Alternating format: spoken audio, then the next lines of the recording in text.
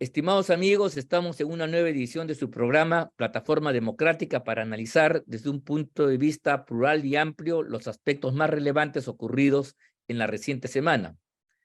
Este es un programa que se transmite por VHTV y se retransmite por las redes sociales de la Coordinadora Republicana. Estoy con Juan Cheput y con Víctor Andrés García Belaunde. Yo soy Ángel Delgado, para llevar adelante el análisis y los comentarios del caso. Esta semana creo yo que es necesario mirar un poco más allá de las fronteras del país y ver lo que está aconteciendo en los países de la región, aquí nomás en nuestra América, en Sudamérica, donde han ocurrido cosas realmente muy graves, ¿no? Hace una semana, más o menos, una denuncia ni más ni menos que de un familiar del presidente de la República, Petro, su hijo, que señala de que ha habido financiamiento a la campaña electoral de su padre y de su partido por parte del narcotráfico. Y en segundo lugar, el hecho pues penoso de la muerte de un candidato a la presidencia de la República en Ecuador, que según tenemos noticias, estaba en una posición expectante, escalando en las preferencias para enfrentar a la lista al candidato de Rafael Correa y podía haber ganado las elecciones. Me refiero a Fernando Villavicencio, que ha sido ultimado de la peor manera, llevando adelante una actividad proselitista, ¿no? Delante de las cámaras, delante de la gente. Y por cierto, comentar también el viaje tan esperado por muchos de la señora presidenta del Perú a Brasil. Se ha dado el gusto, se ha tomado fotos con Lula, con todos los demás colegas de la región, incluyendo Petro, y entonces está satisfecho y se ha comprometido además con una agenda que yo sí creo que debería discutirse. El día de ayer tuvimos una conversación con dirigentes de la coordinadora de Loreto, del desarrollo de Loreto, que están profundamente preocupados con los compromisos que se puedan haber arribado ahí, toda vez que, contra lo que se acostumbra, esta vez no ha participado ninguna autoridad, ni regional ni municipal, de la región amazónica, como, según nos informan, era costumbre en otras oportunidades. Esta vez se ha ido la señora presidenta con la canciller y no ha llevado a ningún representante de Loreto o de la región amazónica. Entonces, estos son los puntos que yo planteo y quería empezar por Víctor Andrés, señalando su parecer al respecto sobre estos tres aspectos: el viaje de la señora, lo de Petro, la denuncia y sobre todo, creo yo, lo más importante es la muerte del candidato a la presidencia, que introduce en la región una violencia que perfectamente puede escalar a otros países, incluyendo al nuestro. Hay que hablar con claridad y proyectarse a lo que podría pasar más adelante. Víctor Andrés, adelante, por favor. ¿Qué tal? Buenos días, buenas tardes a Juan y a ti, por supuesto. Yo quiero empezar por lo último. El viaje de la señora Boluarte es un viaje que no debería, digamos, generar una vacancia, porque ha viajado de acuerdo a una ley y con aprobación del Congreso. Lo que pasa es que la ley es inconstitucional, que es diferente. La ley es inconstitucional y me parece que ella ha hecho mal en viajar, porque el discurso que he leído, que en realidad estaba bien, no ha sido un discurso desaforado como otros, pero ha podido también leerlo el primer ministro. Cualquiera de los dos podía leerlo en perfecto idioma, ¿no? Pero claro, fue recibido por un comandante en el aeropuerto. No sé si eso ha sido igual con todos, lo dudo. Entonces ha sido un poco el patito feo de la reunión, ¿no? No han querido buscarla mucho ni reunirse mucho con ella, ¿no? Y después lo que es fundamental es que tú acabas de decirlo. No ha llevado a ningún indígena, amazónico, autoridad de las Amazonías, gobernador, alcaldes, nada de nada. Eso sí me parece absurdamente malo, porque además ella está pretendiendo legitimizar su mandato y tiene que hacerlo, por lo menos que empiece llevando a los gobernadores y alcaldes de las regiones que están ahora en discusión en este foro promovido por Brasil, ¿no? Me parece que ha desaprovechado una gran oportunidad. Ahora, Brasil ahora quiere liderar una lucha contra la conservación de la Amazonía cuando ellos han sido los principales en destruirla. Sí. Ellos han sido los grandes destructores de la Amazonía. Y en su Amazonía y en la nuestra, porque han pasado algunos barandantes a nuestra selva amazónica para apropiarse de ella o para explotarla, ¿no? Así que yo creo que Brasil ha debido empezar a hacer un mea culpa de todo lo que ha hecho en el pasado, aunque ahora quieran cambiarlo, y me parece muy bien que lo quieran cambiar su política, pero han debido reconocer un poco un mea culpa de lo pasado. Ahora bien, en el caso de qué pena lo de Villavicencio, yo lo conocí en Lima, viví en Lima más de un año, es un hombre de carácter, simpático, yo creo que tenía grandes posibilidades de ganar, pero la muerte de él nos lleva a dos cosas, ¿no? O a tres. En primer lugar, la desesperación y el poder, ambas cosas juntas, del narcotráfico en Ecuador. Es un país que hace 10 años era sumamente tranquilo y hoy día está casi a nivel de El Salvador y no me extrañaría que llegue un Bukele más adelante. Entonces, hay una clara dominación. Yo tengo amigos en la frontera con Tumbes, comerciantes que han dejado y se han ido a vivir a otra parte porque las extorsionan y hay cupos en los comerciantes por mafias organizadas. Entonces, Ecuador se está volviendo un país realmente inviable. Ahora, en el Perú puede pasar eso. Bueno, en México pasó con Colosio, ¿no? Y la muerte de Colosio benefició a Zedillo, que ganó. Sí, claro. Y hasta ahora no se sabe quién fue el autor intelectual de ese asesinato, ¿no? Se dicen muchas cosas. Creo que Colosio tenía 40 años también, era muy joven, ¿no? Y carismático. En el caso de Colombia, Galán, no sé si fue el año 94, Galán, y después Goloso creo que fue el 89, pero en el caso de Galán también Gaviria fue el beneficiado, o sea, la pregunta es ¿quién se va a beneficiar con la muerte de Villavicencio? ¿Su vicepresidenta, Andrea González, o alguien más?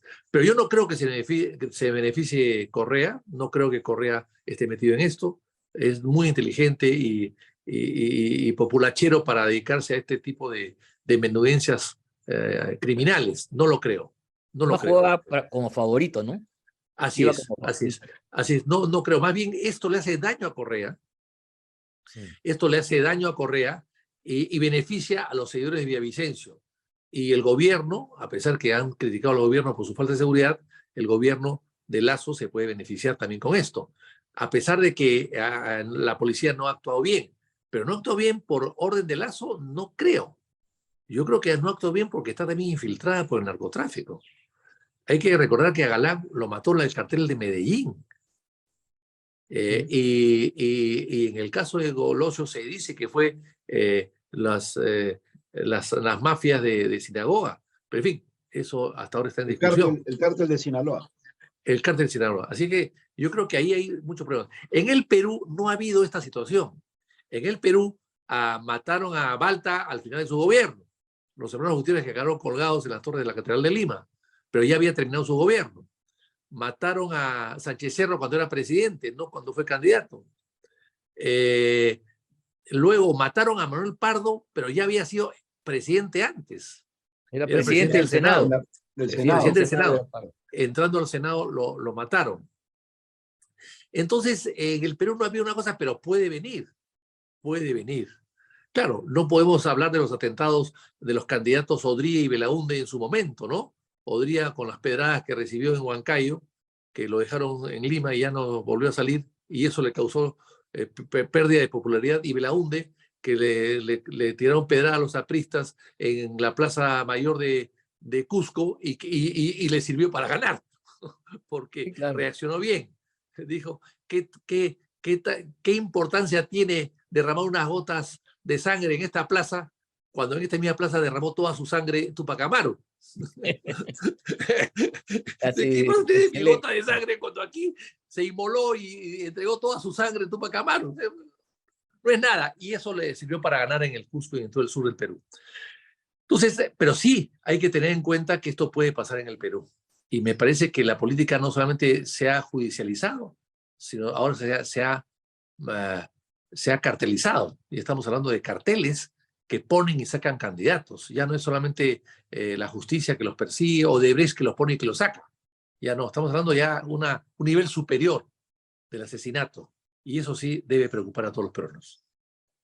Sí, bueno, cierto, pues eso es un tema preocupante. Y decir una cosa más, acabo de recibir una noticia del Ecuador donde en una moto han disparado a una candidata a la Asamblea Legislativa de dicho país. O sea, parece que la entronización de la violencia está presente y tiende a generalizarse. Bueno, Juan, ¿cuál es tu opinión al respecto sobre estos 3 puntos? El de Colombia, lo de Petro, lo de Ecuador que estamos viendo y, por supuesto, el viaje también de la señora Boluarte. Mira, yo quisiera empezar por lo del viaje porque ya ha sido bastante ilustrativo, Vitocho, en lo que está pasando en Ecuador. En lo que se refiere al viaje de Dina Boluarte, a mí me preocupa mucho la relación con el presidente Lula da Silva.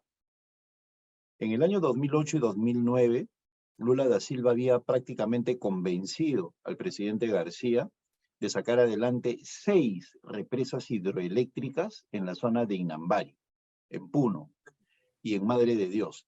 Y esas 6 represas hidroeléctricas que iban a generar un gigantesco daño ambiental estaban haciéndose a paso acelerado, ¿no? Con el entusiasmo del entonces ministro Brac, ¿no? Y creo que en energía estaba el ministro Sánchez, si no me acuerdo, ¿no? Pero obviamente por órdenes directas de Alan García. Esto que no es un cuestionamiento, sino es simplemente una referencia histórica, y esto lo digo para que mis amigos apristas no se molesten, porque cada vez que se les recuerda la historia a veces se molestan, tiene que ver con la forma cómo actúa el presidente Lula da Silva. Cuando culmina el gobierno de Alan García, porque hubo gran protesta por estas represas hidroeléctricas, entra Tayaro Ollanta, y yo recuerdo, y eso sí me lo reservo por el momento, cómo me invitaban a los programas de televisión, pero para atacar mi posición en contra de las represas de Inambari, ¿no? Connotados periodistas. Podría mencionar alguna, ¿no? Rosa María Palacios, que tenía una posición completamente distinta a la mía, y ahora se ha vuelto ambientalista. Pero en esa época defendía la necesidad de sacar las represas adelante. Entonces, ahora el señor Lula da Silva aún tiene déficit energético en el sur del país, y a una persona sin experiencia y a ministros de la dimensión diminuta, ¿no? De Alberto Tarola, por ejemplo, se lo van a comer con zapato y todo si es que deciden impulsar eso. Hemos visto cómo detrás de cámaras inclusive quieren imponerle la firma del Tratado de Escazú, porque Hicieron, ¿cierto? la señora Boluarte no entiende, pues, o sea, a ella le hablan Escazú y está pensando en un restaurante, una cafetería, ¿qué será? Dirá ella. No entiende. Y eso es lo que no entiende la mayoría de ciudadanos peruanos, que lamentablemente tenemos a un gobierno que no entienden de los problemas nacionales, ni tienen experiencia, ni profundidad en lo que significa el manejo de asuntos de Estado, ¿no? Entonces, ese es el problema de fondo, ¿quiénes están al frente? Entonces es fácil, pues, que alguien como Lula, que a sus casi, con toda la experiencia que tiene, a sus 78 años, creo que tiene ahorita, es un zorro que, dicho sea de paso, fue el gran lobista de Odebrecht cuando dejó la presidencia y pasó por la cárcel también. Entonces, nosotros tenemos problemas con Odebrecht, tenemos el tema de las represas del sur, que las reclama Brasil para su crecimiento, que alimentarían fundamentalmente toda la zona del gigantesco sur de Brasil, industrial, ¿no? Con ascendencia alemana, muy distinta del Brasil portugués, por llamarlo así, es un Brasil distinto el del sur. Y entonces yo temo eso, y si a eso le agregamos nuestra Cancillería, que también está muy venida menos, pues es peligroso. Y luego, lo que pasa en Ecuador. Ecuador está sufriendo las consecuencias de la debilidad de la política ante la presencia cada vez mayor de los poderes fácticos. Y yo no tengo dudas en que eso ya está sucediendo en nuestro país, no a nivel de asesinato, sino de los representantes que pueden llegar a tener miembros de la delincuencia organizada. Acá en el Perú, si alguien pertenece al grupo de contrabandistas, o si es parte de la trata de seres humanos, o si es narcotraficante, o si es tal la ilegal, no va a decir, ese señor es mi representante, no va a salir a decir. Pero definitivamente estos grupos ya financian campañas políticas. Y desde el momento que están financiando campañas políticas, tienen representantes que en el Congreso defienden sus intereses. Entonces, una vez que se entronizan, y ese es el drama de la actualidad, cuando las mafias llegan al poder, no las quieren dejar. Y la debilidad del gobierno de Boluarte, por eso es que yo planteo el adelanto de elecciones. Sí. Ellos ya saben, los narcos, todos ellos ya saben que teniendo un grupo de sinvergüenzas en el Congreso pueden hacer lo que se le da la gana. Así de simple, porque el sinvergüenza no le interesa la legitimidad, no le interesa que le griten en la calle, no le interesa nada, porque es sinvergüenza, ¿no? Entonces, pero una vez que llegan al poder, es muy difícil que lo dejen. Y eso es lo que ya saben ahorita los poderes fácticos. El contrabando, la delincuencia organizada, ya saben lo que significa tener congresistas que pueden hacer leyes a su medida, como la que ha hecho el señor Alejandro Soto para liberarse de la cárcel por un delito de estafa. Y así, ¿cuántas otras leyes habrá que no sabemos de su impacto, que en este caso ha adquirido notoriedad porque se trata del presidente del Congreso? Pero ¿cuántas otras leyes habrá que tras bambalinas se vienen ejecutando y que están beneficiando a este grupo de personas, o sus negocios, o lo que sea? Entonces, no hay que mirar con lejanía lo que está pasando en Ecuador. Nosotros estamos yendo a pasos acelerados en la presencia de los poderes oscuros fácticos en la política peruana. Empiezan con el financiamiento de campañas y luego detrás de cámara les ponen abogados y además, mira, en todo el mundo se critica que los abogados sustituyan a los políticos en los medios de comunicación. Y lo digo con respeto por los abogados, porque los tres somos políticos. Pero en el Perú ya es una exageración la forma como los abogados penalistas, ¿no? Se pasean en todos los medios y monopolizan el debate y no dicen a quién están defendiendo, ¿no? Simplemente, y salen a formar opinión, ¿no? Y dejan de lado a los políticos. Y de encima le cobran a sus clientes por aparecer en los medios de comunicación. Eso que se critica en todo el mundo, en el Perú se permite. Y ves a los mismos abogados en todos los canales. Y la opinión pública dirá, uy, este señor sabe mucho, ¿no? Lo que no sabe es que ese señor está defendiendo a un ampón, a un delincuente, a una persona que está siendo juzgada, a veces por la propia justicia peruana. Entonces, también hay un problema acá de los medios de comunicación, que no, en lugar de invitar a políticos, invitan permanentemente a estudios de abogados, sobre todo en el ámbito penal, pero que están defendiendo intereses de parte, ¿no? Y lo triste es que a veces esos abogados son pagados por el propio Estado peruano que ha sido estafado por el delincuente al cual están defendiendo. Con esa ley que debería derogarse. Qué fácil es robar en el Perú, porque hasta te ponen al abogado para que te defiendas, ¿no? Esa es una ley que debería derogarse inmediato. Bueno, efectivamente, la situación internacional y sobre todo lo que ocurre aquí nomás cerca en la región, en nuestro continente, tiene que preocuparnos. Hoy el mundo está súper interconectado, los medios de comunicación, las tecnologías de la información, etcétera. Y por cierto, además hay políticas que se llevan a nivel continental. El Foro de Sao Paulo, por ejemplo, es un ejemplo claro de una coordinación extranacional para tratar los problemas del país desde cierta óptica, ¿no? Entonces, sí, yo creo que tenemos que preocuparnos, tenemos que incorporar a las agendas propias de cada uno una percepción de lo que está ocurriendo en el mundo y particularmente aquí nomás en la región. Porque el tema del narcotráfico, los poderes fácticos para controlar la democracia, y no solamente el narcotráfico, la delincuencia común, la trata de blancas, en fin, esto del tren de Aragua, hay un libro que ha salido últimamente, que se publicitó en la feria, revela un grado de organización que, si se asienta, tiende a convertirse en poder político o influir en el poder político, ¿no? Y en el caso colombiano, ¿no?, que no podemos olvidar, la acusación es ni más ni menos que el narcotráfico habría financiado la campaña de Petro. Cosa que, hay que decirlo con todas sus letras, no tiene por qué extrañarnos, porque desde esa concepción de izquierda no se hacen ascos con la plata que viene del narcotráfico, porque creen que es válido usar estos recursos en la lucha contra sus enemigos principales, el imperialismo, la gran burguesía, etcétera, ¿no? Y además... Ángel, hay que recordar también que Ernesto Samper fue acusado de lo mismo. Y claro, de recibir plata, pero no un hijo de un familiar, por supuesto, ¿no? Pero de su campaña.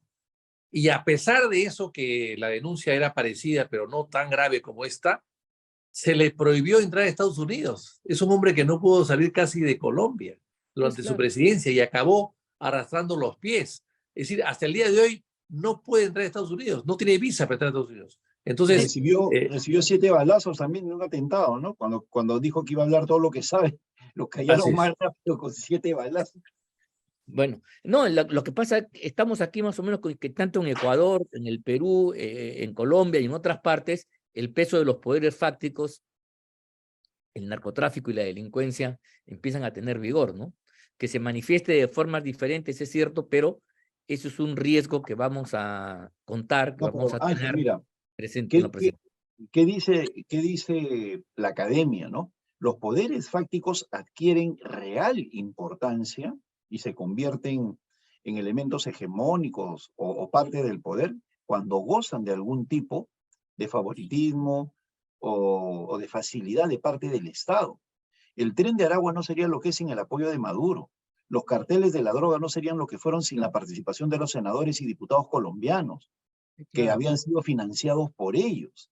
Pablo Y en Escobar México también. llegó a ser Y en México es representante clarito. en México. Por eso te digo, y acá ya tienen representantes en el Congreso. Y desde hace mucho. Estamos notificados, pero yo quería en esta segunda parte volver un poco a nuestra cruda realidad, ver pues cómo está pasando, qué pasa en el Congreso, qué pasa en el gobierno, otra vez los problemas, no se ha terminado de instalar la mesa directiva, las comisiones y los escándalos fluyen pues a granel. Es una pena cómo este esfuerzo, vamos a hablar en los términos de ellos, ¿no? De haber logrado una alianza para mantener una junta directiva, ganar una junta directiva, se desmorona a las semanas de haberse instalado. ¿Qué opinan ustedes sobre lo que está pasando en el Congreso de la República y en la política nacional? Víctor Andrés, tú primero.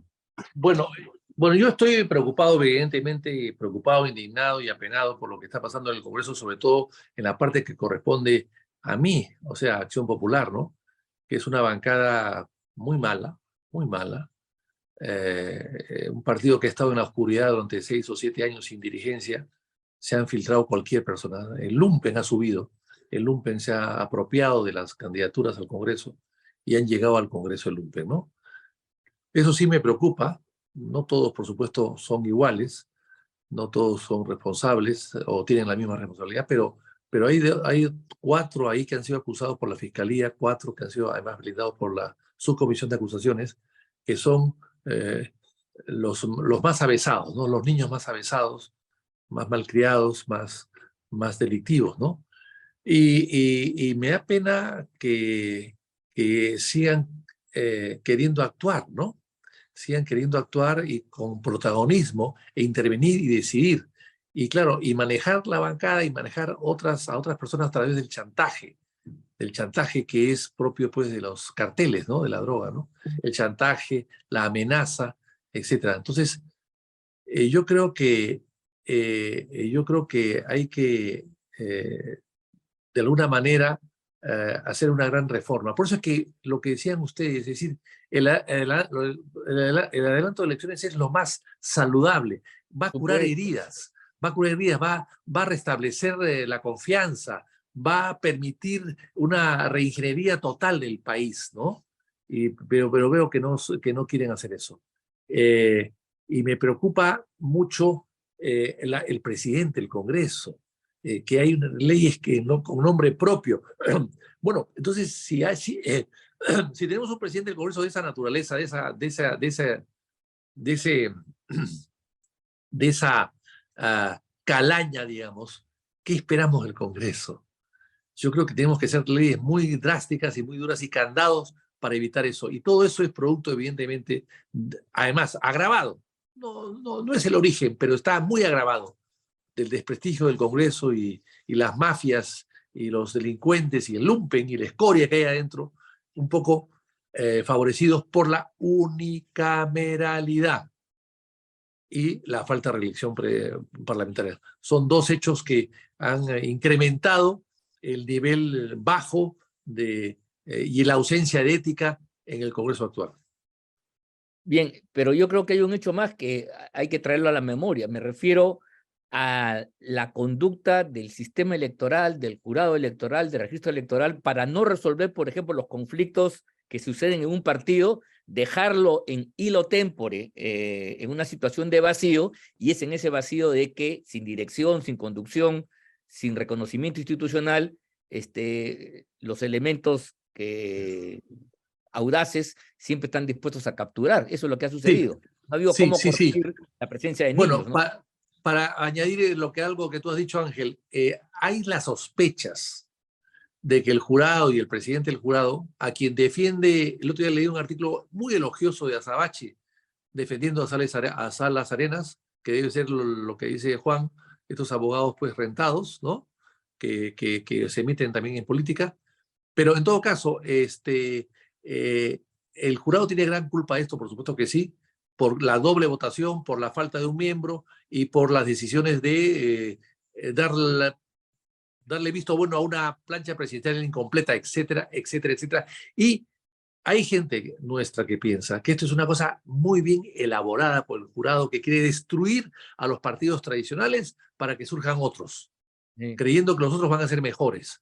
Y ¿Cuánto tiempo han estado sin dirigencia? ¿Cuánto tiempo han estado sin dirigencia? Bueno, hemos tenido dirigencia no reconocida, por eso, que es pues, como no tenerla. claro, o sea, todo el mundo se va del partido.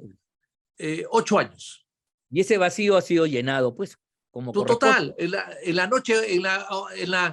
una noche larga, oscura, se te meten a tu casa pues los ladrones, siempre. Y eso es lo que ha pasado. Una noche oscura, sin luz, en tinieblas, la nocturnidad ayuda pues al gangsterismo, ¿no? Eso es lo que ha pasado. No, totalmente de acuerdo. Bueno, Juan, ¿cuál es tu opinión al respecto, pues, sobre el Congreso, la situación actual en el Perú, el gobierno, etcétera?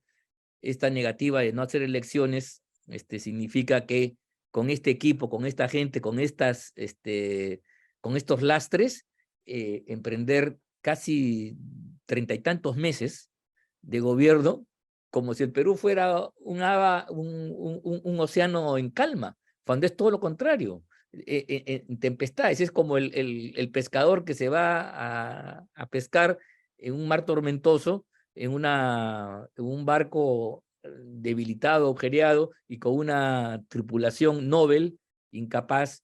Eso es una audacia que solamente aquí se puede permitir realmente, ¿ah? Porque lo que puede venir es mucho más grave. Juan. Sí, acá la presidenta de la República está actuando con una tremenda irresponsabilidad, ¿no? Porque ella es no solo la persona que no lideró su ofrecimiento al país de adelantar las elecciones para el 2023 primero y luego el 2024, sino que ahora se lanza al 2026 empujada por Alberto Tarola, por sabe Dios qué razones, ¿no? Que quiere esconder ese señor. Y le están haciendo un tremendo daño al país porque el país está en franco deterioro.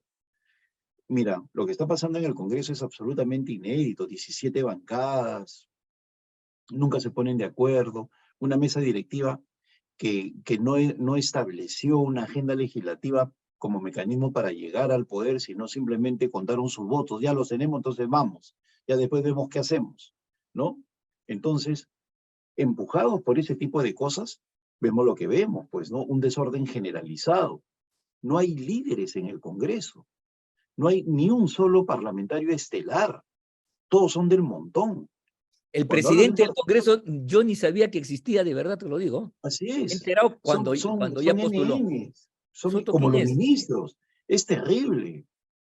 Yo tengo anécdotas de estar sentado en Canal N junto a una señora ministra y un ministro y no sabía quiénes eran, y yo hablaba con ellos. Sí. No sabía quién. Es horrible eso. Es, ¿Qué es Soto? Por es Dios. penoso. Yo pensé que era el de Acción Popular. No me pensé. Y se me van constantemente los nombres, ¿no? Darwin Espinosa, ya ni sé quiénes son. Entonces, es terrible porque es un fenómeno generalizado. No hay liderazgos, hay intereses, no piensan en el país, y cuando digo no piensan, pienso en Jorge Montoya, como en los niños, igualito, están en el mismo saco. Porque si tuvieran un mínimo de respeto y de cariño al país, se darían cuenta que esta situación es completamente inviable. No se puede esperar nada bueno de este Congreso. Nada. No se van a poner de acuerdo en nada. Han hecho de la expoliación de los sueldos de sus trabajadores una práctica generalizada que se da en despachos, que se da en comisiones, y mira el daño que hacen, ¿ah? Mira el daño que hacen. El pueblo cuando ve eso y ve que no hay castigo ya se convierte en ejemplo. O sea, esto se convierte en una especie de onda expansiva porque no hay sanción ni siquiera moral de parte de la presidenta. Entonces la gente cree que es natural quitarle el sueldo. ¿Cuántos casos habrá? ¿Cuántos casos habrá en estos momentos en ministerios y hasta en empresas privadas? Le Que hacen lo consigues una mismo. chambita a alguien y le dices, ya, pero me da la mitad, yo te consigo la chamba, pero me da la mitad. Sí, O sea, han hecho que lo malo se generalice. Por eso yo hablo siempre de la condición moral. La razón moral del político no tiene que ver solamente con el hecho delictuoso que está sucediendo, sino con el ejemplo que le da la sociedad. Y ese ejemplo que le están dando, por algo se les llama padres de la patria. Y ese ejemplo que están dando es completamente negativo y hay un deterioro generalizado, sin sanción y sin jefe de Estado que llame la atención. Porque en momentos de debacle parlamentaria, que los ha habido en la historia del Perú, surge la figura del jefe de Estado que cuestiona lo que hacen en el Parlamento y llama la atención. O si es en el Congreso, o si es en el Ejecutivo, salen los congresistas a decir eso no se puede permitir. Pero mira lo que está pasando ahorita. En el Ejecutivo también hay acciones dolosas, cualquier cantidad, y no existe ni un solo parlamentario que las cuestione. Ahora nada, ninguno. Nadie. Y lo van a Entonces, hacer, ¿ah? ¿por qué? Porque hay una complicidad generalizada. Entonces, esto no tiene futuro. ¿Y cuáles son los resultados? Una economía en caída libre cada vez peor. Ayer conversaba con unos amigos, que no quiero decirlo públicamente, pero que también son amigos de ustedes, empresarios. El tema de la mora, la caída del mercado. Hoy ha salido en gestión que la campaña de Fiestas Patrias ha sido 20% menos que la vez que en el 2019 entre 10 y 5% según un lugar peor que el año pasado. O sea, no nos recuperamos, no llegamos a niveles prepandémicos y estamos peor que el año pasado. ¿No? Entonces, que empezamos a subir. Y eso es ministro de Economía, eso es premier y eso es presidente. No dan la talla en ninguno de los tres y no hay políticos que lo señalen en el Congreso. Ya, que se quede Dina Boluarte, pero que cambie su premier, pues. Ese premier no Al da gabinete. la talla. El No da gabinete. la talla, o sea, está hundiendo al país. Él y el señor ministro de Economía. Pero como hay una confabulación generalizada para el consenso complaciente, ¿no? Es mejor que Castillo. Qué poca cosa somos, ¿no? Castillo dejó la valla a 1 centímetro del suelo. Cualquiera es mejor que él. Nos hemos vuelto poco exigentes, o sea, como sociedad estamos devaluados. Y el ejemplo que le estamos dando a los jóvenes es absolutamente terrible. No, sin duda alguna, pues es verdad, es una pena el deterioro y sobre todo en esas condiciones, con esa gente, porque además criticar a Soto porque tiene antecedentes es lo mismo que criticar a un montón de funcionarios y ministros de este gobierno que tienen también antecedentes. No, Entonces, ahí está. querido amigo, querido Ángel, fíjate en los 90 votos que han votado por él. Se sienten representados por él. O sea, Sí, claro, claro. llega Soto por el voto de 90 personas No, que no, se no, sienten es representados. indudable. O sea, hay un concierto, hay una voluntad que considera que las cosas son así. Y eso lo ponen como ejemplo, y es efectivamente un ejemplo negativo que pervierte a la sociedad en su conjunto porque ese tipo de cosas se explayan. Lo demás. Bien, hemos llegado al final de este programa. Ha sido interesante los comentarios que hemos tenido tanto sobre la situación afuera como lo que viene sucediendo adentro. Y hay vínculos que ustedes habrán podido apreciar perfectamente de comunicación entre un aspecto y el otro. Bueno, hemos llegado pues al final de este programa. Quiero agradecerles a todos ustedes por el seguimiento que cada semana nos hacen, agradecerles por ello y decirles a Juan y a Víctor Andrés que les agradezco sus valiosos comentarios y estaremos todos juntos analizando la coyuntura la próxima semana. Nos vemos entonces, hasta la próxima.